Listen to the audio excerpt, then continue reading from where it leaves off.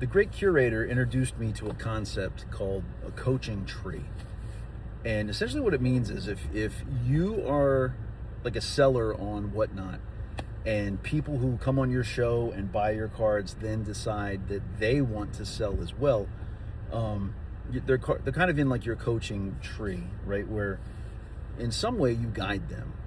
And if that's the case, and I've noticed that it is, because a lot of the people who buy from me regularly for Saturday morning cards are now beginning to sell Saturday morning cards. So if that's the case and I'm your coach, buckle up. It's teaching time.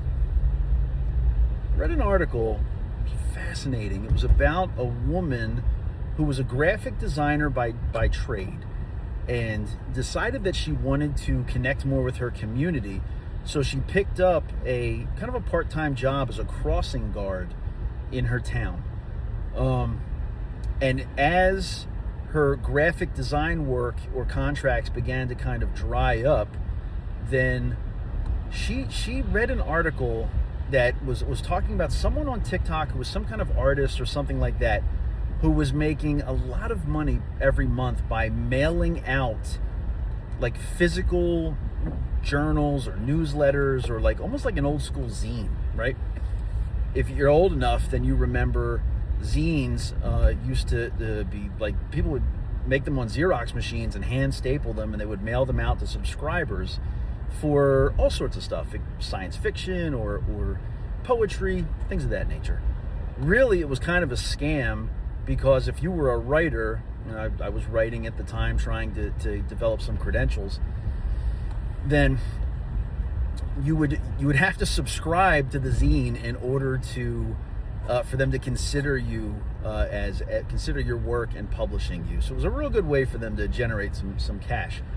But apparently this kind of thing has made a return, but it's not just Xeroxed and stapled anymore, because of all the improvements on home printers and home computing and all of the graphics capabilities that are available.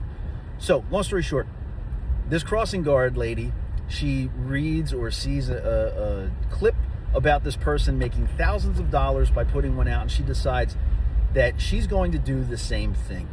She had been documenting her, witty observations and sketches of things she's encountered, and I guess writings and all this little stuff on social media, and she had built up a nice little following for it. So she decides she is going to take a crack at beginning this monthly mail order newsletter that she sends out. And she puts all of her graphic design capabilities into this thing. Well, lo and behold, I think people are paying $8 a month for this thing, and she is making, if I recall correctly, she's making like $14,000 a month. Now, how does this all relate to you? How does this all relate to Saturday morning cards? We'll get there.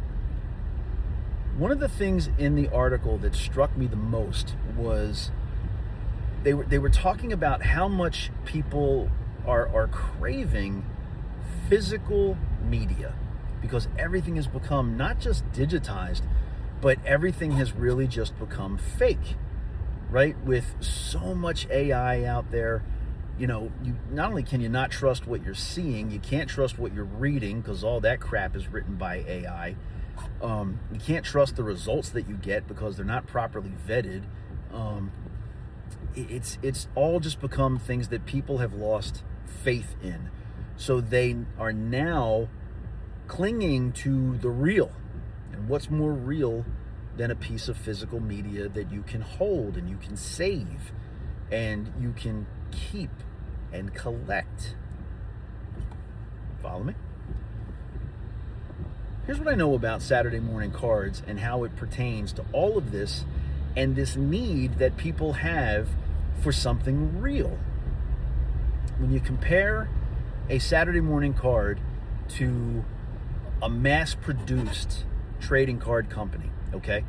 When a mass-produced trading card company has their stuff manufactured overseas and it's sent to them, it's hand-cut, or it's not hand-cut, it's cut by machines, it's encased by machines when it's collated by machines.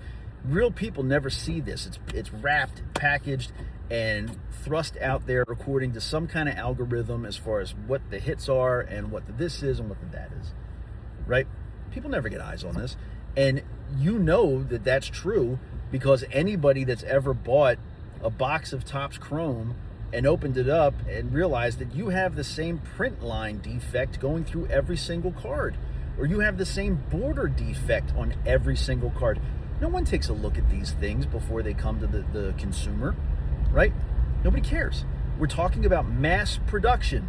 This stuff is meant to be sold in Kmart. Well, they don't have Kmart. They don't have Kmarts anymore. It's meant to be sold at Target. It's meant to be sold at Walmart. It's meant to be sold for the mass consumer, right? Or for the knuckleheads that think they're going to buy one box and hit a $30,000 card and pay, I guess a year's worth of tuition for college, right? People that don't care about the hobby, they're just trying to flip. They're just trying to make money, right? It's gambling. That's all it is. Here's the difference with Saturday morning cards, and here's what you need to know if you are in my coaching tree, or if you are someone that's looking to level up their collectible hobby, okay? Here's why Saturday morning cards are different. One, they're not mass produced, they're small batch. I tell everybody, these cards are the equivalent of like a small batch distillery or cigar maker or something like that, where they the finest artisans in the world make very limited productions of special, unique products. Okay? And the reason why they don't mass produce it is because it's too expensive. That's why they can only make so many of them. They can't mass produce it because it's too expensive. But the quality, the money is going into the quality of what you get. And what you get with a Saturday morning card, right?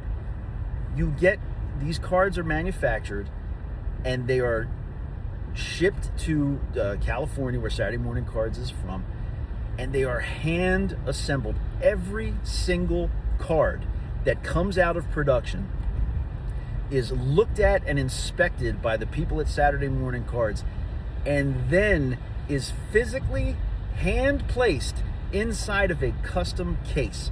Every single Saturday Morning Card that I think was made in 2025 has a custom case, made since 2025, has a custom case designed specifically for that product. So Smokey the Bear has a Smokey the Bear case. Rocketeer has a Rocketeer case. Oswald has an Oswald case. They are designed by the same artists that work on the cards. And then they're hand placed inside of a box that is also designed by real artists. None of this AI crap, right? It's made by real people for real people. So from the time the card is manufactured to the time it gets to the consumer, you have had multiple people with eyes on it, and that's why you don't really ever see a Saturday morning card that has been graded, which I think is a mistake, but we'll talk about that later. Every single Saturday morning card you've ever seen graded is a high grade, because the ones that are low grades never reach the consumer. Okay? There's a real clear line of comparison between people that make fine suits or fine whiskey or any of that. There's a real easy comparison to make. That's what we are talking about. So, if you are trying to sell Saturday morning cards, or if you are trying to get into a hobby where you're actually rewarded for your efforts as far as collecting goes, and as far as the effort that you put in to find these cards and to collect these cards, then this is where you want to be. Now, I've already talked about why I believe the value of Saturday morning cards is about to skyrocket, because they're about to hit national distribution. They already have they're about to hit mass distribution with GTS distributors that go to every single hobby shop in the country. Okay? Once all these people get eyes on what Saturday morning cards really are, you're going to see the value of your collection go. Which brings me to another point before I go. All right, and I won't keep you too much longer. I've seen a couple instances lately where, as my show gets more popular, No Bad Show certainly getting more and more popular every day, starting to see more instances of people that are buying Saturday morning cards really just with the idea of flipping them, okay? And not just flipping them, but flipping them for a lot of money. Now, these cards are worth a lot of money. There's no disputing that. They are. But if you're just getting into this for the cash, right? The flipping aspect of it, you're really missing out on the experience. And I don't think that you are going to, first off, trying to flip any kind of card as like a legit source of income, really difficult. It's really difficult. Otherwise, everybody would do it. Making money at breaking cards is really difficult. Otherwise, everybody would do it, right? But I would much rather see a community of we do have a community of Saturday morning cards collectors who are focused on collecting, okay? Who build shrines to their collection, who show off their collection. I'd really rather see that than people that are saying like, oh, I flipped this and I did this and I made this much and I made that much, and the card is only in their hand for a couple seconds. These cards are really meant to be enjoyed. They're really meant to be shown off. They're really meant to be collected, okay? I am a collector first. That's how I got into Saturday morning cards with Oswald.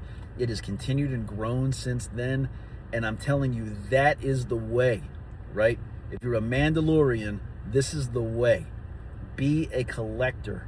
If you're a collector and your intent is to share those cards with other people and to grow that community, then I'm coaching you effectively. That is exactly what you are supposed to do.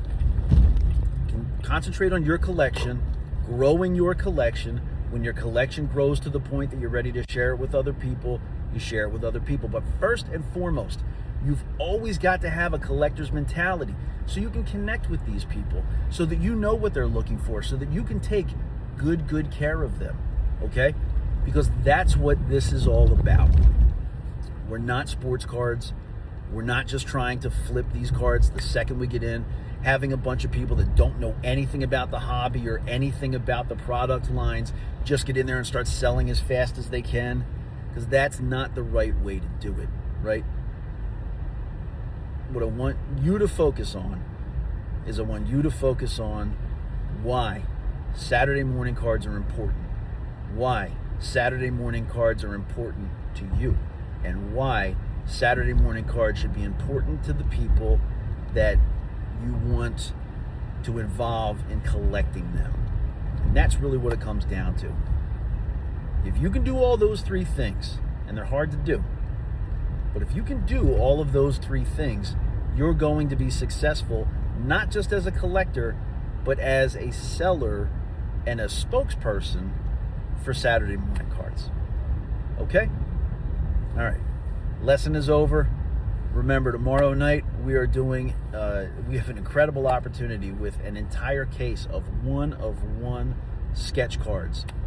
And don't miss out on that, because I don't think this has ever been done before. I don't think it's ever been seen before.